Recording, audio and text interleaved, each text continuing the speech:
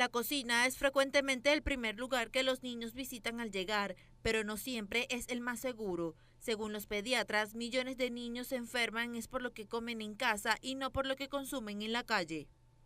El Centro del Control y Prevención de Enfermedades de los Estados Unidos ha publicado recientemente un estudio para ayudar a esas familias a prevenir los riesgos de envenenamiento por alimentos en el hogar. Es por ello que hoy les daremos algunas recomendaciones para preparar esos alimentos adecuadamente y así mantener seguros a los infantes. Lávese las manos a menudo y lave las superficies de su cocina. Separe las carnes, aves y productos de huevo crudos de otros alimentos para prevenir la propagación de bacteria. Cocine completamente las carnes, aves y productos de huevo crudo.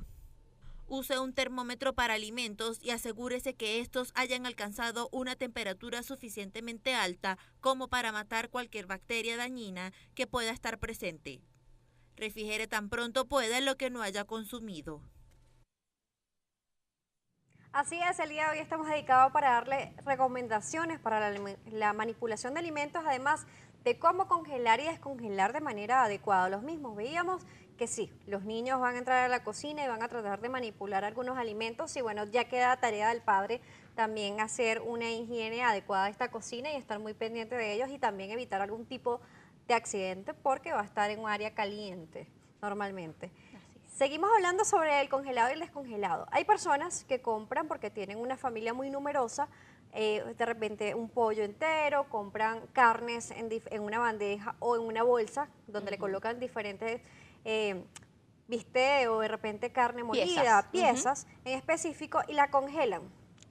Sacan del congelador, descongelan, utilizan solo una parte y vuelven a congelar y así siguen hasta que se termina. ¿Qué pasa con ese alimento que se congela y se descongela tanto? Bien, aquí lo primero que tenemos que explicar es que todos los alimentos tienen una carga de microorganismos que son capaces de producir enfermedades. Esas enfermedades van a ocurrir en función de cómo esté el organismo de quien lo consume. Tienen mayor riesgo, como lo decía el segmento de introducción, los niños menores de 5 años son las principales víctimas de enfermedades transmitidas por los alimentos y con alimentos preparados en la casa. Y eso que tú acabas de relatar es algo que se repite y se repite en muchos de los hogares. Aprendimos a hacerlo así, pero desde el punto de vista de higiene y de inocuidad es la peor práctica que podemos realizar en casa. Porque estas bacterias, que les comenté hace un ratito, tienen la particularidad de multiplicarse muy rápidamente. Entonces, cada vez que usted descongela, ellas encuentran una temperatura cómoda para multiplicarse nuevamente. Si yo las llevo otra vez al congelador, congelar no mata la bacteria, solo la inactiva o la duerme. Entonces, en la medida en la que yo descongelo y vuelvo a congelar, despierto un grupo, se multiplican, vuelvo a congelar, las duermo, las despierto al descongelar, se multiplican nuevamente y las vuelvo a dormir cuando congelo. Entonces, si ese ciclo se repite varias veces, podemos llegar a una cantidad de microorganismos que van a estar poniendo en riesgo nuestra salud. Y muchos pudieran pensar, bueno, pero la carne, el pollo se va a cocinar. Pero, por ejemplo, en el caso de las carnes, a la mayoría de las personas les gusta la carne término medio. Entonces, cuando queda ese centro crudo, allí hay una potencial posibilidad de contraer una enfermedad. Si yo no horneo bien las piezas como el pollo, las piezas que tienen hueso, allí hay otro riesgo de contraer enfermedad. Y si bien es cierto que muchas bacterias son termosensibles, es decir, que con el tratamiento térmico ellas mueren, algunas de ellas producen toxinas. Y estas toxinas sí resisten a la alta temperatura de las técnicas de cocción. Es decir, que aún después de cocinados, los alimentos pudieran ser potencialmente riesgosos y generar una posible epidemia en la familia de una enfermedad transmitida por alimentos. ¿Cómo sería la mejor técnica de congelado y descongelado para, por ejemplo, las carnes y los pollos y pescados? Muy bien. El congelar debe ocurrir rápidamente.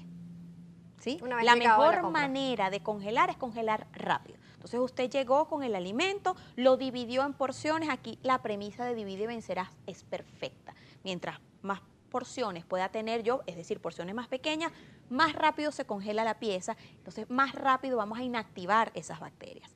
Y el descongelar es todo lo contrario, debe ocurrir lentamente. ¿Y para qué necesito que ocurra lentamente? Para evitar que todo el líquido que está dentro del alimento se salga y allí se nos vaya parte de las vitaminas, parte de los nutrientes. Por eso es que hay muchos mitos alrededor de la comida congelada, porque si yo descongelo muy rápidamente y ese líquido se va y se queda en la bandeja, entonces obtengo una pieza de carne que puede quedar muy dura, que tenga poco sabor.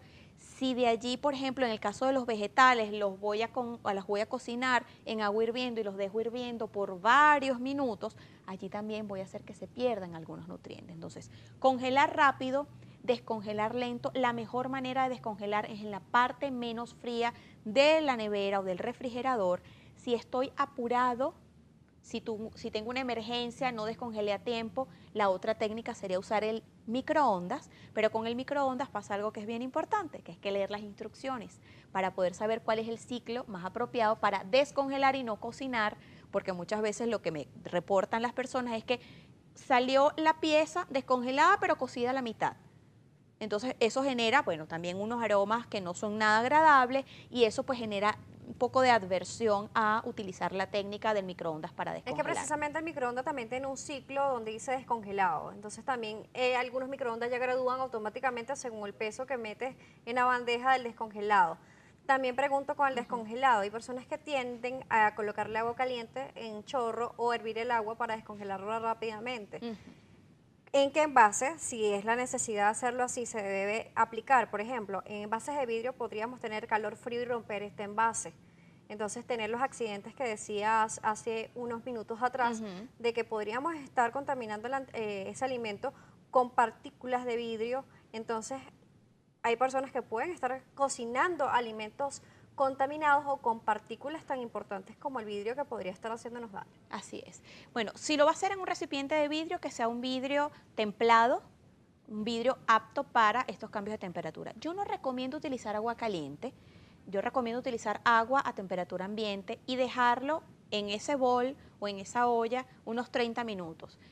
Luego hay que revisar si el agua ya está fría, hay que descartar el agua y sustituirla por agua nuevamente a temperatura ambiente. Entonces es un ciclo que se repite muchas veces. ¿Y qué es lo que ocurre? Que desperdiciamos una cantidad valiosísima de agua. Si bien es cierto, es una técnica recomendada por algunas organizaciones, yo no la recomiendo por la cantidad de agua que vamos a desperdiciar.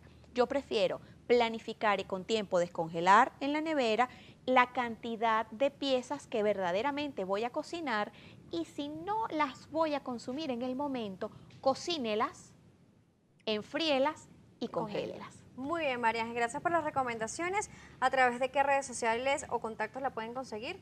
Podemos continuar esta y otras conversaciones en relación a la conservación de los alimentos a través de @cocinasegura en Twitter, en Instagram, en Facebook y puede escribirme al correo electrónico micocinasegura@gmail.com. Gracias por su presencia el día de hoy. Recuerde que nos sigue también por Twitter como